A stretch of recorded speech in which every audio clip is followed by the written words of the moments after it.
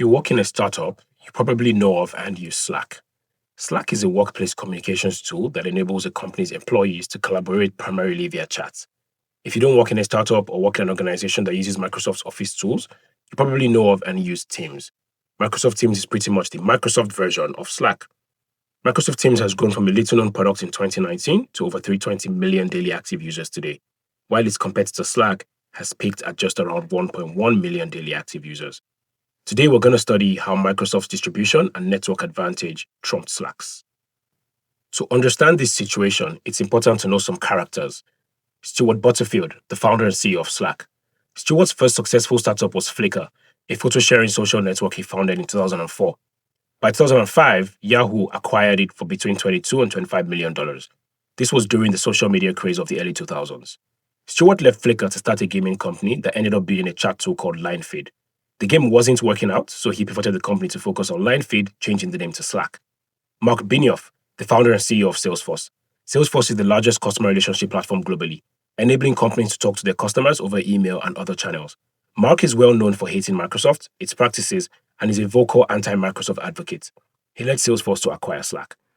Satya Nadella is the CEO of Microsoft. He joined Microsoft in 1992 and became CEO in 2014, succeeding famed CEO Steve Ballmer. At this time, Microsoft had largely lost out of the internet era, and Satya's major goal was to bring the company's services online. In 2016, Satya saw an increase in work chat tools and sought to acquire Slack for $8 billion. Microsoft's founder, however, thought otherwise. This brings us to the fourth important character in this story. Bill Gates is the founder of Microsoft. Founded in 1975 by Bill Gates and his friend Paul Allen, Microsoft is one of the biggest tech companies today. Bill stepped down as CEO in 2000, stepped down as chairman in 2014, and remains an advisor to Satya. In 2016, Bill thought it made no sense to acquire Slack. Microsoft bought Skype in 2011 for $8.5 billion. He thought it was more pragmatic to improve Skype for business instead. Microsoft executives caved in and ditched their attempt to acquire Slack. Depending on your work, you probably love or hate email. Email can be fun, annoying, overwhelming to manage, and if you're a productivity maxi, inbox zero is part of your work goals. Companies like Slack, HipChat, and Cisco's WebEx thought they could replace email and build a new center of work instead.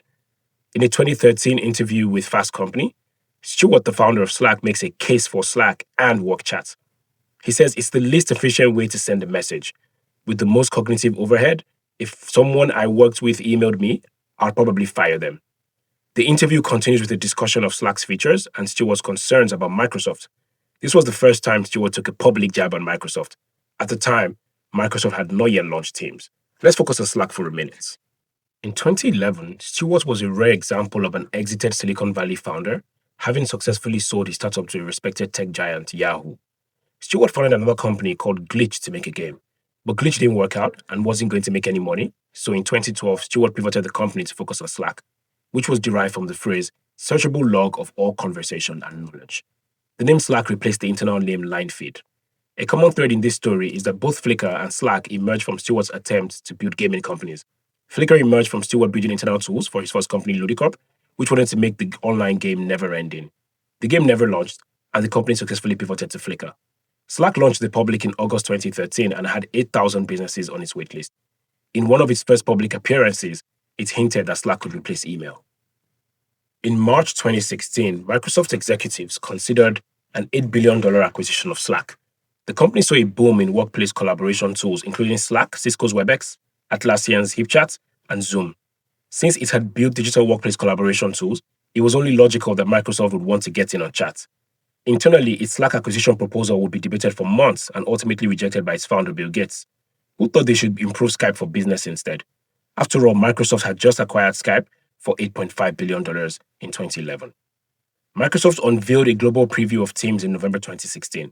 Its CEO, Satya Nadella, talked about bundling this new product with Microsoft Office 365, the most popular work software in the world. Slack responded to Microsoft's announcement with a press release, which was also published as a full-page ad in the New York Times. The release was reminiscent of Apple's 1984 ad, following IBM's announcement of its personal computers. But what makes Slack successful? Slack is a delightful product for work. It is probably the best workplace chat application out there, and since its public launch, nothing has come close. Since Slack originated from a gaming company, it's evident how its user-centric design is reflected in every single element as users interact with software. Its apps are also not tedious to use. Slack's advantages are twofold: user experience and integrations. Slack's user experience is best described as smooth. The product simplifies work communication by creating every feature to ease this complexity. By essentially competing with email, Slack realizes that it needs to compress information to be denser yet readable, make it searchable and retrievable, and most of all, allow multiple types of communication between colleagues, teams, and external parties. It also chooses a wonderful color palette that's easy on the eyes while easing a user into its philosophy of workplace communications. Slack's biggest lever for growth is integrations. Since Slack aimed to replace email and become the central hub for all work integrations, it developed an application programming interface API that enabled connections between the most popular work tools and Slack. Whether these tools were task management, design, document editors, cloud storage, IDEs, social media scheduler, calendar tools, CRM tools, as long as the software was used at work, Slack wanted to integrate with it. In practice, Slack can connect with permission to a tool like Google Calendar and send its users new notifications about calendar invites, upcoming calendar events, and other information. Additionally, it enables users to interact via Slack by declining or accepting these events. Slack's first integration announcement was with Google Calendar in 2015, and by December of the same year, it had enabled over 150 integrations. The company has done this for thousands of work tools and has over 2,600 apps in its integrations marketplace. Slack's user experience and integration marketplace have been a huge lever for its growth. Both have given it strong brand equity among workplace tools, while integrations have driven word of mouth and expanded its platform. It also features enhancements to improve usability, including audio and video calls via Huddle, automated message recaps, transcripts of audio files, advanced search capabilities, cross-company collaboration, and reminders. This is why over 1 million businesses use Slack to work functionally, with nearly 50 million workers logging in daily. While this is great for a company that launched in 2012, it pales in comparison to Microsoft Teams. Microsoft has used its digital real estate and distribution network to grow Teams to nearly 350 million daily active users. This makes Slack such a small product. In this section, we'll look at Microsoft's advantage. Microsoft Office, now Microsoft 365, is the most popular workplace and software bundle in the world. With 345 million users in 2023, its sub-products Word, Excel, and PowerPoint are key drivers of modern productivity. The company bundled Teams into Office and achieved hockey stick growth. Microsoft's real estate cuts across other major work drivers. 292 million people use Microsoft Edge. The joke is that you open the Edge browser to download Google's Chrome. Still, Edge owns 5.25% of the global browser market, adding more real estate to Microsoft's arsenal to push Teams. Microsoft's Bing is also one of the world's most popular search engines, with 140 million daily active users. Although it's one of the less popular search engines, it offers Microsoft an opportunity to promote Teams. Microsoft's partner network comprises 400,000 companies globally that build upon, resell, maintain, and deliver Microsoft's products and services in every corner of the globe. This partner network, established over 30 years ago, is a key component of Microsoft's distribution strategy. Partners are incentivized to sell the company's products, earning commissions and bonuses in return. All of these partners sell Microsoft's new products, including Teams. Thanks to this network of agent partners and resellers, Microsoft has built integrations for Teams. There are more than 2,500 apps that integrate with Teams, including HR software, CRM, YouTube, and tax accounting software.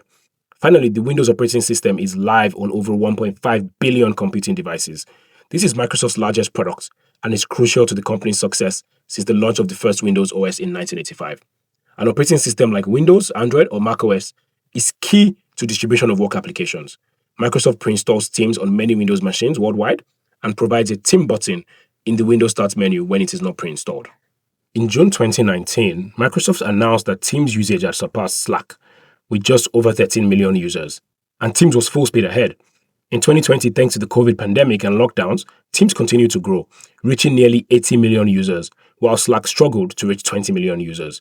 Today, Microsoft has nearly 350 million daily active users on Teams, while Slack has around 50 million users. While Slack has a beautiful user interface and a smooth experience, Microsoft distribution and network advantages have given Teams the edge. If you've gone to the part of the story, you're starting to think, this is so unfair, and you may be right. After Slack's splashy newspaper ad and the ensuing battle for the center of work, it became clear that Microsoft Teams' advantages outweighed Slack's. In July 2020, Slack filed a competition complaint in the European Union, accusing Microsoft of using its market dominance illegally. Slack accused Microsoft of illegally tying Teams to the Office productivity suite, forcing installs, blocking removals, and hiding the cost to customers. The EU Commission reviewed Slack's complaints, opened an investigation in 2023, and delivered a statement of objection in June 2024, nearly 4 years after the complaint was filed. It acknowledges that Microsoft acted unfairly by bundling Teams with Office at no cost, and that while Microsoft began unbundling in 2023, its actions cannot restore competition. The Commission continues to investigate Microsoft and has not made a decision yet. While Slack was drumming up antitrust complaints against Microsoft, it would get immense support from Salesforce CEO Mark Benioff. Mark is one of the most public and vocal anti-Microsoft CEOs. At every chance he gets, he takes a jab, in the press, in closed meetings, online and offline. In December 2020, Salesforce announced its intention to acquire Slack for $27 billion, one of the most significant acquisitions and exits in Silicon Valley history. When Salesforce announced this acquisition, its stock price dipped. Shareholders could not understand the reason for the acquisition, and more importantly, the cost just seemed too high. Nearly 5 years later, it is unclear what Salesforce plans to do with Slack. The Slack team continues to launch product features for its users, especially since the advent of AI, but growth has pretty much flattened, and the company is behind its major competitor, Microsoft Teams. As workplace software teams scale, build new features, and grow revenue, it's essential to consider the competition. The competition is not just user inertia from trying new things or getting organizations to buy in to pay for software. The competition is also a dominant global leader in the niche or spaces you choose to operate in. New philosophy, user experience advantages, and lovable brand are good for a new startup, but in Slack's case, they're not enough to drive growth that owns the category. Growth is about distribution and getting software into the hands of paying customers. Global tech leaders such as Microsoft and Google have established entrenched networks and distribution advantages through their tools, platforms, partnerships, integrations, and longevity. Beating them at this game requires long-term thinking, regulatory support, and creative strategy. If you like this business case study, please comment and subscribe to Growth Case Studies.